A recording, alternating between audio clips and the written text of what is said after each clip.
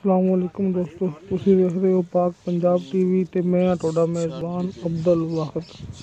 ਦੋਸਤੋ, ਸਭ ਤੋਂ ਪਹਿਲੇ ਤੁਸੀਂ ਆਪਣੇ ਚੈਨਲ ਨੂੰ ਕਰੋ ਸਬਸਕ੍ਰਾਈਬ ਤੇ ਨਾਲ ਹੀ ਬੈਲ ਆਈਕਨ ਨੂੰ ਕਰੋ ਓਕੇ ਦੋਸਤੋ, ਤਾਂ ਕਿ ਸਾਡੀ ਅਗਲੀ ਵੀਡੀਓ ਦਾ ਨੋਟੀਫਿਕੇਸ਼ਨ ਤੁਹਾਡੇ ਤੱਕ ਪਹੁੰਚੇ। ਤੁਸੀਂ ਉਹ ਵੀਡੀਓ ਵੇਖੋ ਸਭ ਤੋਂ ਪਹਿਲੇ। ਦੋਸਤੋ, ਅੱਜ ਅਸੀਂ ਤੁਹਾਡੇ ਵਾਸਤੇ ਮਾਸ਼ਾਅੱਲਾ ਬੜੀ ਸੋਹਣੀ ਮਾਈ ਦੀ ਵੀਡੀਓ ਲੈ ਕੇ ਹਾਜ਼ਰ ਹੋਏ ਹਾਂ। ਉਮੀਦ ਕਰਾਂਗਾ ਤੁਹਾਨੂੰ ਬੜੀ ਪਸੰਦ ਆਵੇਗੀ। ਦੋਸਤੋ, ਆਪਣੇ ਇੱਕ ਦੋਸਤ ਨੇ WhatsApp ਕੀਤੀ ਦੋਸਤੋ, माशा सोहना वाना देखो दोस्तों, सोहना वाना माशाल्लाह, मुठ पर थान, नाटुआ रंगे गढ़ गढ़ का फासला। दोस्तों, मालक का कहना है कि दूसरा सुबह सूई है तो ताज़ा सूई सूई से थोड़े 4-5 दिन हुए ने। दोस्तों, पिछे इनके कट्टा है।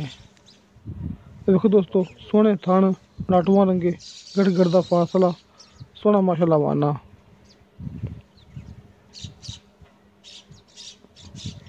किसे मेरे दोस्तों को पसंद आई वे खरीदने हुए। दोस्तों, मालक ने तो मुल किया है 2,80,000 रुपया। दोस्तों, 2,80,000 मुल किया है, जिंदे विचों आपां प्यार मुहब्बत करवा लांगे।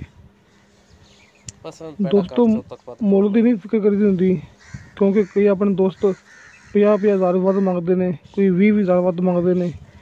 दोस्तों, मालक ने अपनी मर्जी का मुल करना होंदा है ते मुल की कोई टेंशन नहीं होंदी। किसी मेरे दोस्तों को पसंद आई वे ये मझ खरीदनी हुए। दोस्तों, अपना WhatsApp नंबर डिस्क्रिप्शन में लग्या होंदा है। दोस्तों, दुध दिंदा है 2 टाइम का 12 किलो, एक थान बच्चे नूं छड्ड के। दोस्तों, मिलांगे अगली वीडियो ते। खुदा हाफिज़।